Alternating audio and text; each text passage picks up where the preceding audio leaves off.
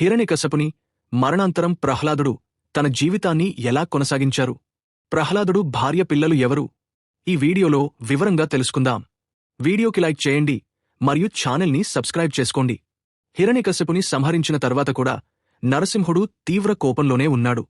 బ్రహ్మ ఇతర దేవతలతో కలిసి ప్రహ్లాదుని సంప్రదించి భగవంతుని కోపాన్ని శాంతింపజేయడానికి సహాయం చేశాడు.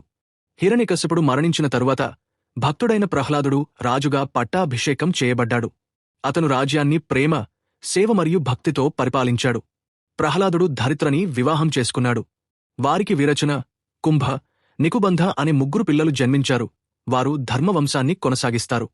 వీరచనుడు మంచి రాజు మరియు అతని కుమారుడు మహాబలి. ప్రహ్లాదుడు రాజ్యాన్ని ధర్మం, భక్తి మరియు న్యాయంతో పరిపాలించాడు. అతని పాలన ప్రజలకు ఆనందాన్ని తెచ్చిపెట్టింది. రాజ్యానికి పాలకులుగా మారిన ప్రజలందరికీ అతను శాంతిని మరియు సాంప్రదాయ విలువల పరిరక్షణను తీసుకువచ్చాడు. జీవితపు చివరి దశలలో విశ్వేశ్వరుని కృపతో ప్రహ్లాదుడు వైకుంఠ ప్రాంతానికి చేరుకున్నాడు అని పురాణాలు చెబుతున్నాయి.